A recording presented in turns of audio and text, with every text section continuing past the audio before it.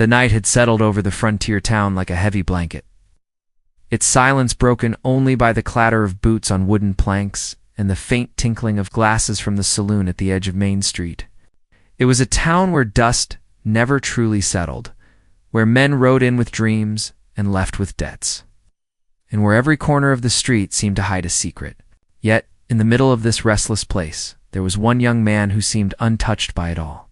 He walked with a kind of solemn air, dressed in black, his Bible always under his arm. Folks called him the preacher boy, though he wasn't a boy anymore. He had been sent to bring the word to a place where whiskey often spoke louder than sermons, and gunfire echoed more often than church bells. He was earnest. Almost painfully so, his life marked by discipline and restraint. His voice carried a weight in the chapel, a steadiness that made the old women nod and the weary men sit a little taller. But when the benediction ended and the doors swung open, temptation greeted him in 100 forms. The preacher knew this. He felt it in the glances from women passing in the street, in the smirks of card players who tested his resolve, and most of all, in the glow of the saloon that burned like a beacon each night. He walked past it often, eyes straight ahead, lips pressed tight, as though even a sideways glance would betray him. The saloon had a reputation, and at its heart was the widow. Some said she had outlived 2 husbands. Others whispered she had buried them herself. No one knew the whole truth, and she never cared to explain. What mattered was that she owned the place now, and her presence turned more heads than any piano tune or bottle of whiskey ever could.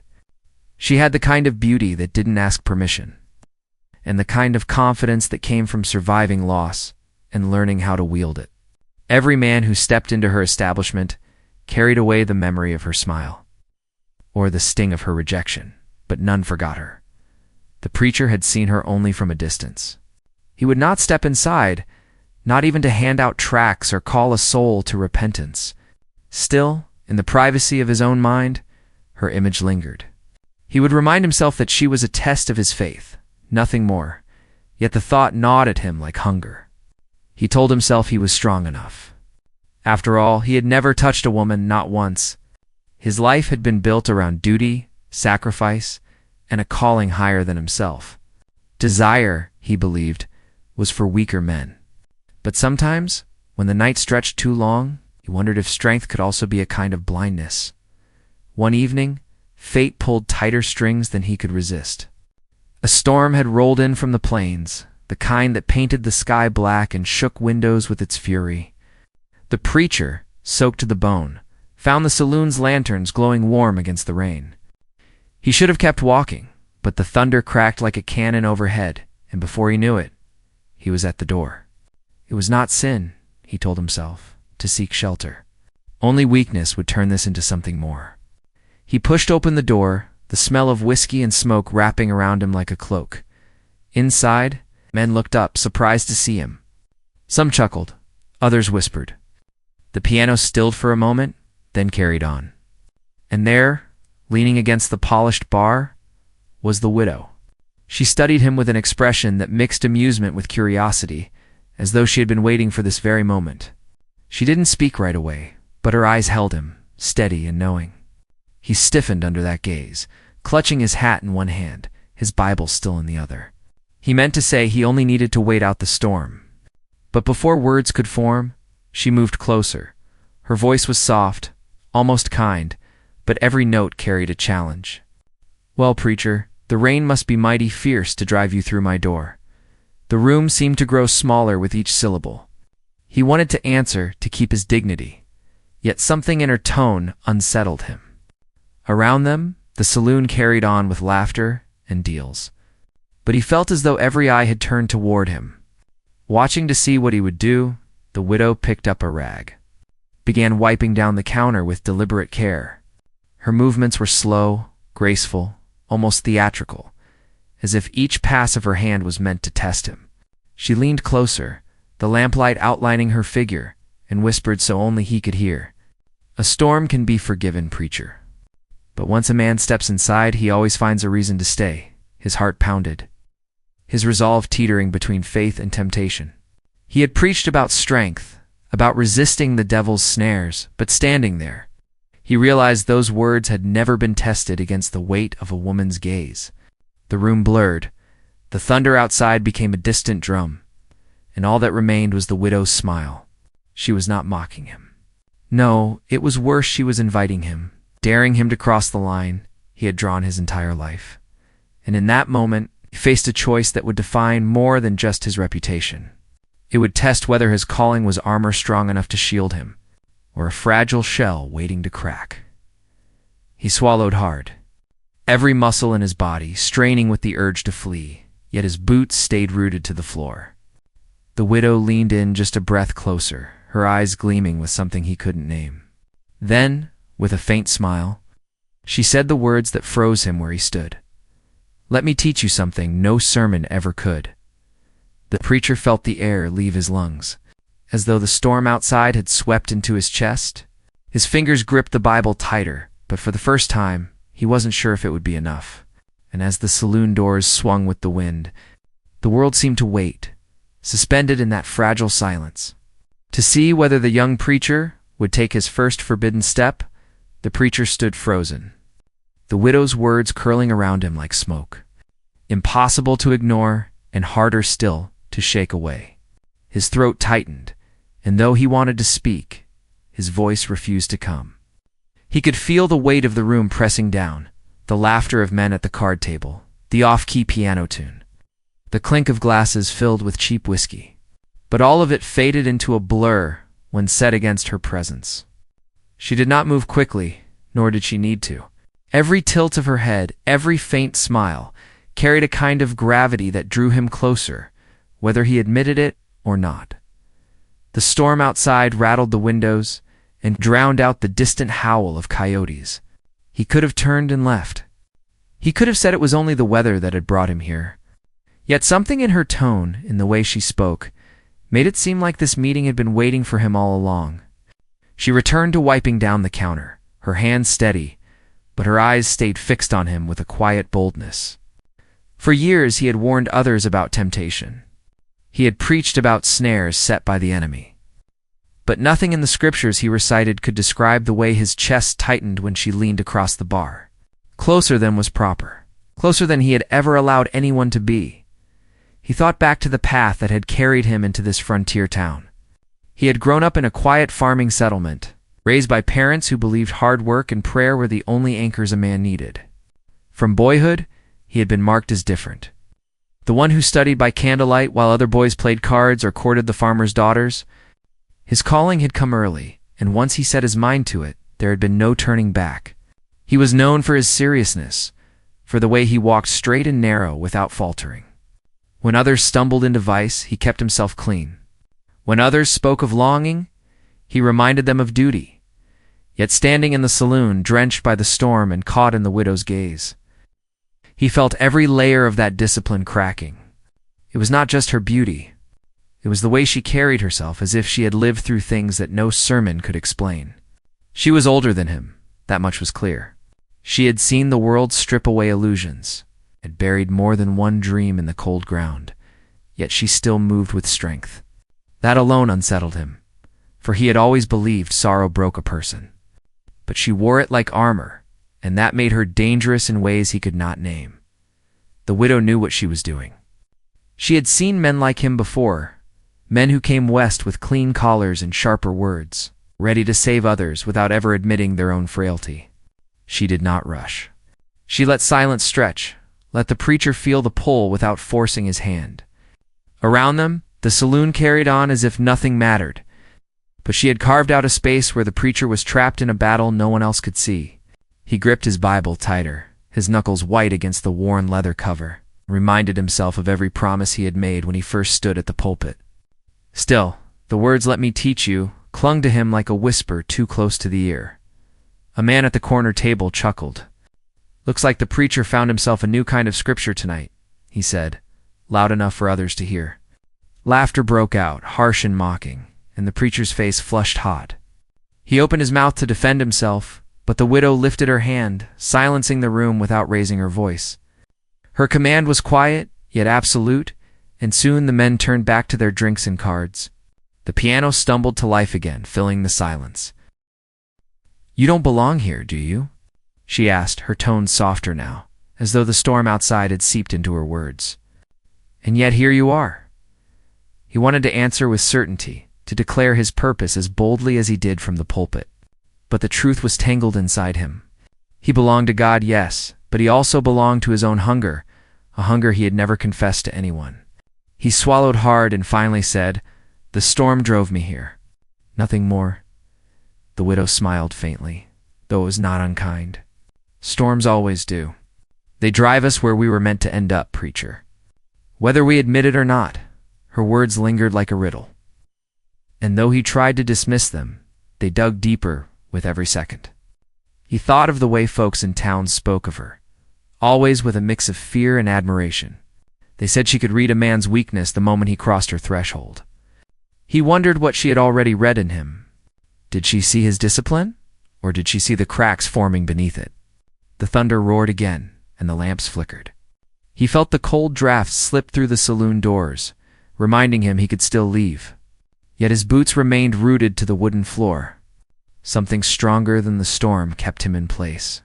The widow leaned back, resting her elbows on the counter, her expression unreadable. She did not push, did not plead, only watched him with eyes that seemed to strip away every wall he had built around himself. "Tell me, preacher," she said, her voice low enough that only he could hear. "Do you ever wonder if your sermons reach the men who sit in those pews?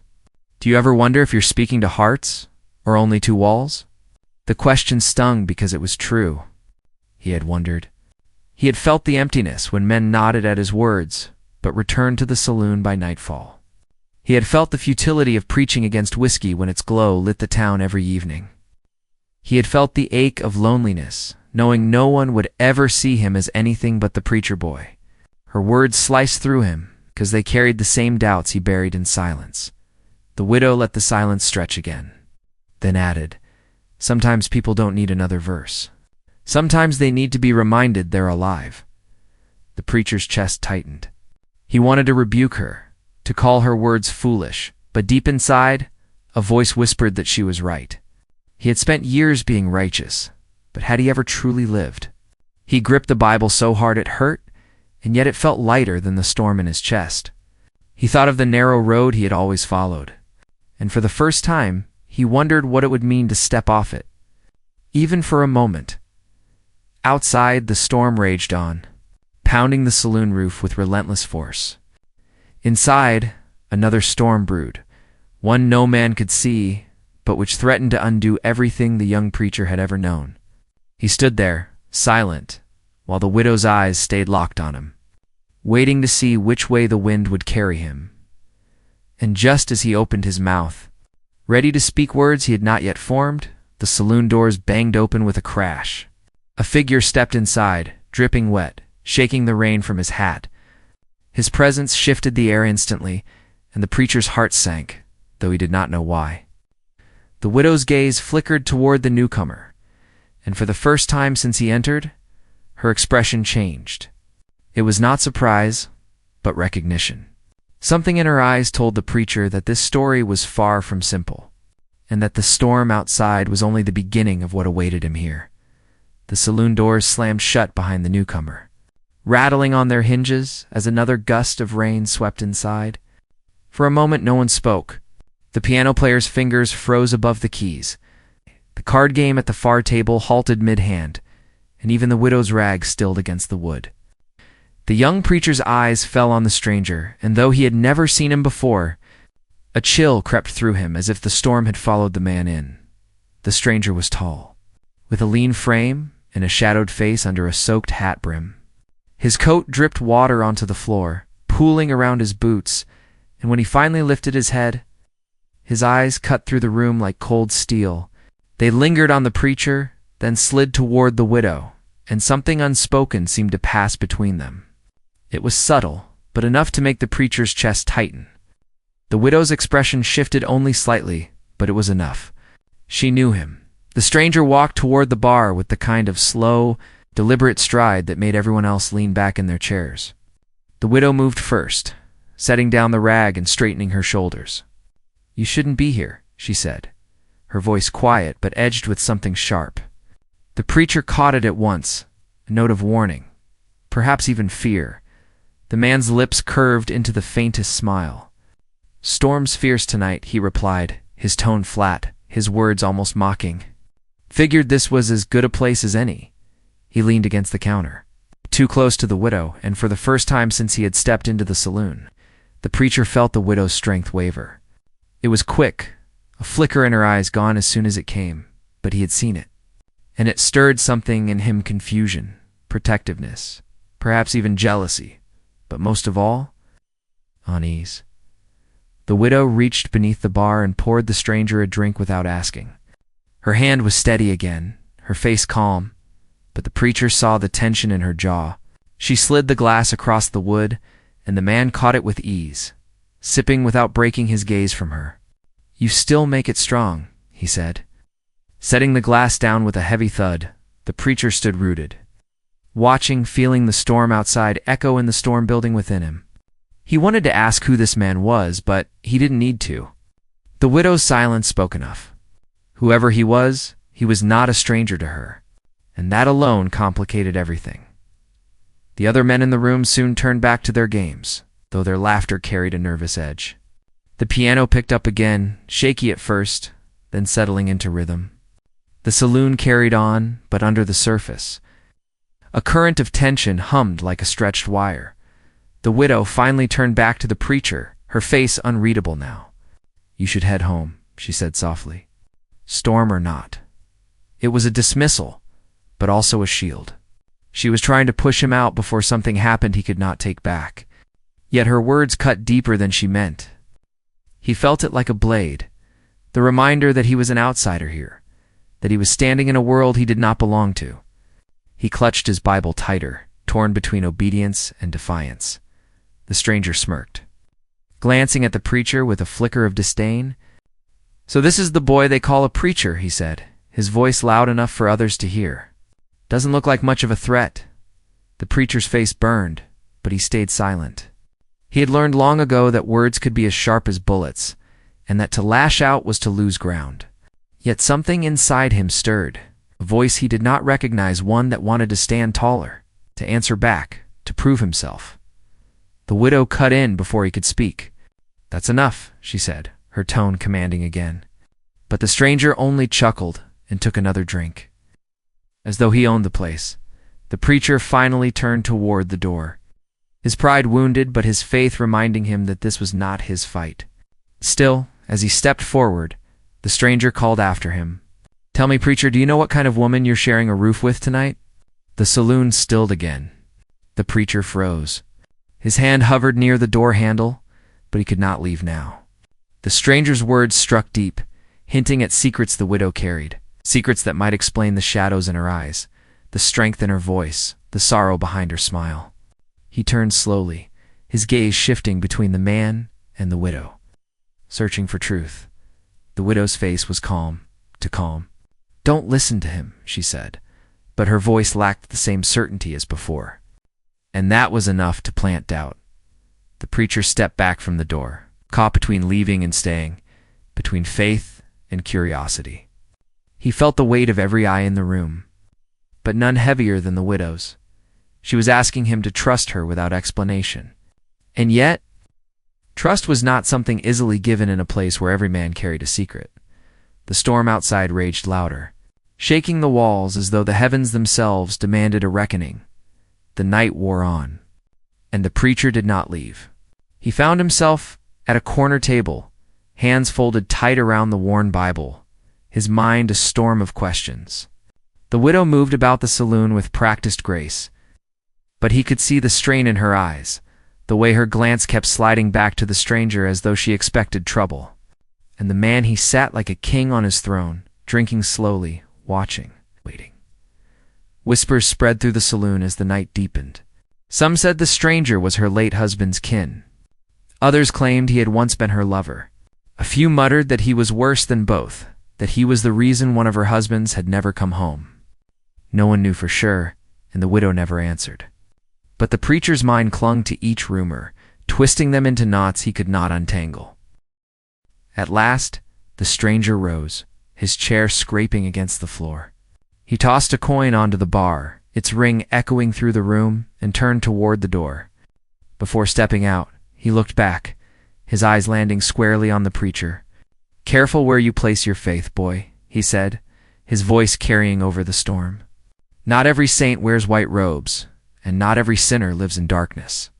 Then he was gone, swallowed by the rain. The saloon buzzed again with voices. Men trading theories, women whispering warnings, the piano stumbling back into its tune. But the preacher sat still, his heart heavy, his mind turning over the stranger's words. The widow avoided his eyes now, moving quickly from table to table, pouring drinks, laughing when she needed to, hiding whatever truth lay buried inside her, and the preacher knew, with a certainty that terrified him, that his life had just shifted. He could no longer walk past the saloon with his head held high, pretending its glow had no pull on him. He was tied to it now, to her, to the storm she carried in her eyes. The conflict was no longer outside him. It was inside, growing with every heartbeat. He wanted to believe she was not what the stranger implied. He wanted to believe she was more than rumor and shadow. But he also wanted the truth, no matter how dangerous it might be. And deep down, he feared the truth might break him in ways no temptation ever could. The night ended, but the storm did not. It howled outside and inside alike, and as the preacher finally stepped into the rain, he realized the real storm had only just begun. The rain did not stop for days after that night. The streets of the town turned into mud, the wooden sidewalks slick, the lamps along Main Street struggling to hold back the shadows. The preacher kept to his chapel as much as he could, but even in prayer his mind wandered back to the saloon. He could still hear the widow's voice, soft and daring. I'll still see the stranger's cold eyes staring through him as if he were nothing more than a boy playing at manhood. His sermons began to stumble. He would stand before the congregation, the words of Scripture on his lips, but his thoughts caught on the memory of that night. Some of the townsfolk noticed, though they said nothing. Others simply drifted, their attention wandering, their faith unsettled by the cracks in the preacher's voice. He tried to bury himself in discipline, rising before dawn, fasting, kneeling until his knees ached against the wooden floor. But even the sharpest discipline could not quiet the storm that had been awakened inside him. He began to see the widow's face in every flicker of lamplight, began to hear the stranger's mocking tone in every gust of wind. He knew temptation when he saw it, yet knowledge did nothing to weaken its grip. The town itself seemed to stir with unrest. Men muttered in corners about cattle gone missing, about debts unpaid, about hands vanishing on the trail.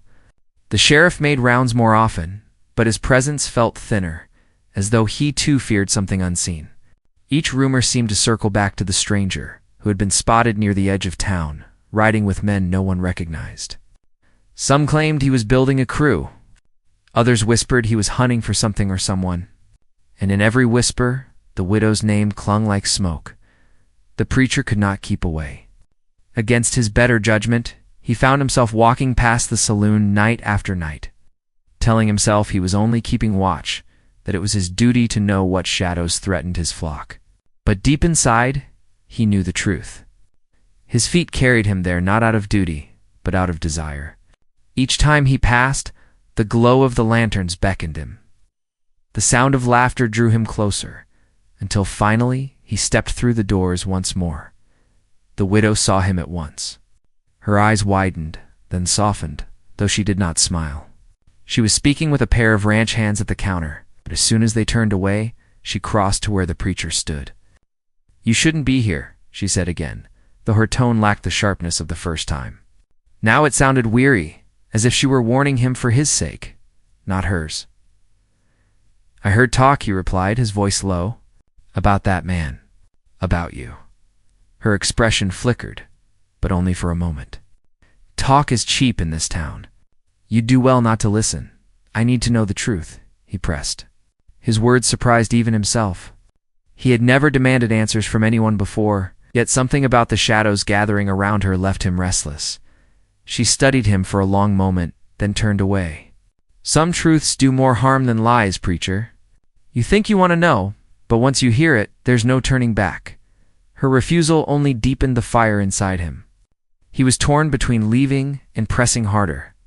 But before he could decide, the saloon doors opened again. The stranger stepped inside, this time with two men at his back. They were rough, their faces marked by the road, their eyes sharp with the kind of hunger that never boded well. The room stiffened at once. Conversations halted. Drinks paused halfway to lips. The piano faltered into silence. The widow's hands tightened at her sides. The preacher felt every nerve in his body alert, as though danger itself had walked in. The stranger's gaze moved over the room until it found the widow, then slid slowly toward the preacher. A smirk curved his lips. "Looks like the boy still doesn't know when to quit." The widow stepped forward, her voice steady, though her eyes betrayed unease. "Leave him out of this. Whatever quarrel you have, it isn't his." The stranger chuckled, low and sharp. "That's where you're wrong. He stepped in the moment he walked through your door." The preacher wanted to speak, wanted to stand his ground, but the weight of the man's words pressed against him like a loaded gun. He could see it in the eyes of the townsfolk too, the question of whether their preacher was strong enough to face this storm, or whether he was only a boy who would crumble when the world pressed too hard. The widow reached for a bottle behind the counter, her hand trembling just slightly. "This isn't the place," she said firmly. "Not tonight." The stranger leaned in, close enough for his words to cut. "Every night is the place when debts remain unpaid." Whispers spread through the saloon like fire through dry grass. Debts. That word carried weight. The preacher's heart sank as he realized there was more truth hidden beneath the widow's strength than he had ever guessed. She was tied to this man, bound by a past she would not speak of. And now that past had come to collect. The night dragged on with tension so thick it was hard to breathe. The stranger and his men lingered, their presence a shadow over every laugh, every tune, every sip of whiskey. The preacher stayed too, though every instinct told him to flee. He watched the widow closely, trying to read the secrets she carried, trying to understand why she seemed both defiant and fearful at once. And through it all, he felt the storm inside him swell, the pull between faith and flesh, between duty and desire, as the hours wore thin. The stranger finally rose, his chair scraping hard against the floor. He tossed another coin on the bar, its ring sharp as a warning.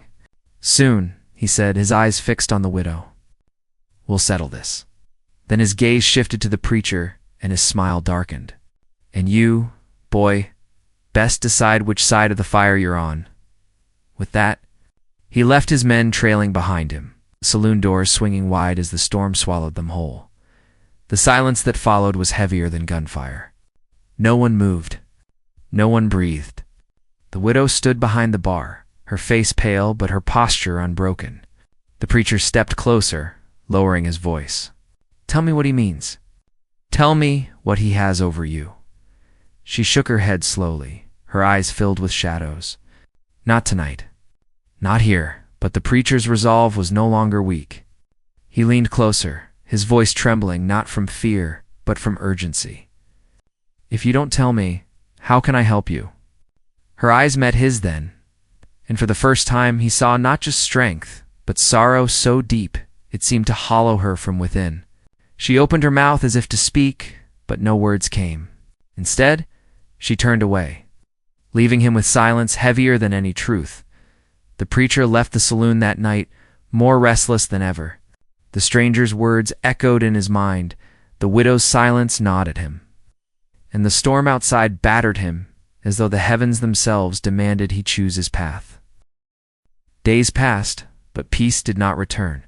The stranger was seen again, this time near the chapel, standing in the shadows as if daring the preacher to confront him. Livestock went missing from nearby ranches. Men whispered that lawlessness was spreading, that the stranger and his crew were behind it. Fear tightened its grip on the town. Every whisper seemed to circle back to the widow and her hidden ties. The preacher prayed for clarity, but no answer came. Instead, he felt the weight of expectation pressing down on him. The town looked to him for guidance, yet his own heart was divided. He could not stop thinking of the widow, nor could he ignore the danger that surrounded her. He knew that to stand with her might cost him everything: his reputation, his calling, even his life. But to turn away would leave her to face the storm alone. And so the tension grew, the lines between faith and temptation blurring, the shadows deepening with each passing night. The preacher knew the time was coming when he would have to stand, when the storm would break in full. But until that moment arrived, he lived caught between two worlds, one of light, one of shadow, waiting for the inevitable clash that would decide them both. The storm finally broke one night, not with rain, but with fire. Lanterns glowed across the saloon brighter than usual, the widow keeping the place alive with forced laughter and steady hands. While outside, shadows gathered along the streets. The preacher stood in the doorway of his chapel, watching the glow and listening to the uneasy quiet that had settled over the town. It was not the kind of silence that comes with peace. It was the kind that comes before something heavy falls. Word had spread that the stranger was done waiting. He and his men had been seen near the edge of town, armed and restless, looking to settle whatever debt bound the widow to him. The preacher knew that before the night ended, the choice he had been avoiding would finally land at his feet. He could not pray it away. He could not walk past it. The storm inside him had grown too large to ignore, and now it demanded action. He walked toward the saloon, each step heavy, his Bible tucked under his arm like a weapon of its own. Inside, the widow was speaking softly with a group of ranch hands, her expression calm, though her eyes betrayed the strain. When she saw him, she froze for a moment, then moved quickly to meet him near the corner of the room. "You shouldn't be here tonight," she whispered, her voice low but urgent. "They're coming. If you stay, you'll be caught in the middle."